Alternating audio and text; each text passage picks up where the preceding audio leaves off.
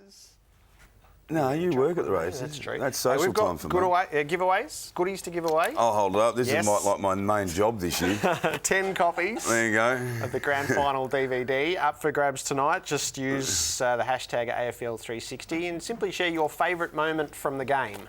And it might be something that happened in the game, or it might be something that you experienced. Have you got one in your head? If I asked you off the top. Off the top, I had this. The moment with 12 and a half minutes left in the second quarter, and I've forgotten which goal it was exactly. Finished calling it, looked up and saw 12 and a half minutes left and thought, it's over before the halfway mark of the second quarter. Yeah. And it took me back to 1995 when Carlton and Geelong played a game which was well built up, maybe not quite as much as this. And I was a Geelong fan just watching, and you knew in the first quarter that they hadn't shown up. They just didn't turn up, did they? It was startling how quick it was over. Yeah, it was. It was brutal. It was stunning.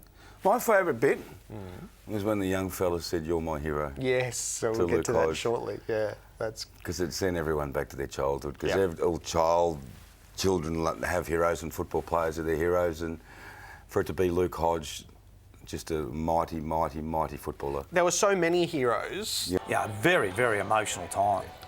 We're giving DVDs away tonight, asking people their favourite moment. So we asked you just to provide a moment that grabbed you one way or another. What really grabbed you from the day? Oh, look, I got there at about 1:30, and there's nothing that compares to an AFL Grand Final. I thought you were going to say Tom Jones. No, I was really fortunate when I retired to go around the world. Really fortunate. I went to the Super Bowl, I went to the Major League Baseball All-Star Game, Wimbledon, French Open, and I've said this since. There's nothing that compares to an AFL Grand Final. The only thing that did was a Mike Tyson fight in Vegas, but it's the first bounce. The first bounce for me, when you're just sitting in your seat, and the ball goes in the air and the crowd just absolutely goes ballistic. That's the thing that I most like. As a fan, you sit there and go, now what in the hell is going to happen now? Now, what is going to happen now? Because none of us know. I mean, we all think we're experts, but none of us I was surprised. What did you choose? Bit of Hodgie magic? Yeah, I thought Hodgie was fantastic in the day. Like all their old boys.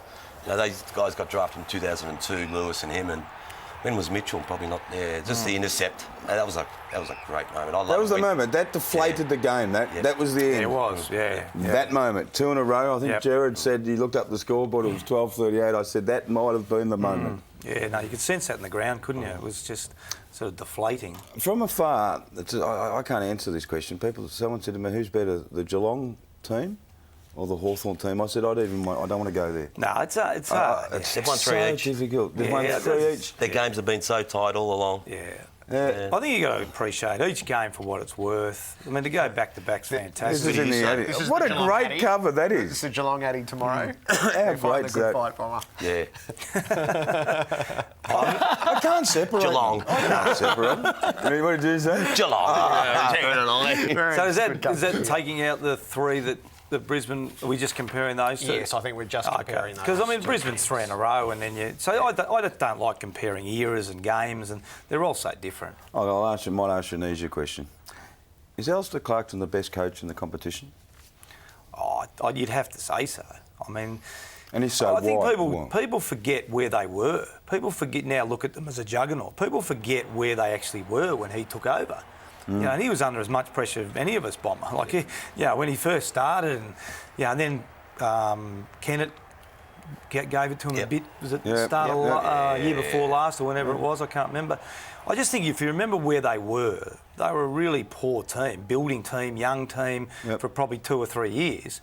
Everyone looks at him now, but it's hard to build a team from scratch like he's done. He's a 3 premiership 10-year coach. He's a good coach. I don't want to say he's a better coach than you two because you won flags at Bomber, you won 2, but I look at this bloke and think to myself, he's changed the way his team plays 3 times. Yeah. Like which has changed the entire competition. The Clarko cluster changed the game. Yeah, they've gone from being the zoning team now to one-on-one defensive team pretty much, and ball movement. The spreading that they spread the field so well. This is what I want to hear. Why is he a great coach? He's an innovator. He said early. He called it early that you're going to have a supreme attacking game to beat the good defensive, setups that all clubs have now got. So he's also got a real trust in his players. I mean, if you watch their back line, they'll take anyone, which is hard to do. You've got to have real trust. You got Hodge spoiling Franklin at one stage. Yeah, I know. Yeah. You know, you got Lake running around last week on a couple of like Need and blokes like that. That game against Fremantle during the year, when it was the big build-up, and they absolutely smashed them with their quickness of ball use. Wasn't just quick and direct. It was just keepings off quick. Yeah. So do you guys look at that now? Sorry, I know we're around time. Do you guys look at that now? And you're sort of coached like that anyway. Yeah. And I'm not having a go, but you're probably not. You're going to have to improve your ball movement and scoring. Yeah. Do you show your players what Hawthorn can do? Or do you just think that they've seen it? Do you reference it in any way? I think you've got to start at the start, their hardness. Because people, and what you've got to say to your players, the only way you can get to that level is if you're going to be that hard.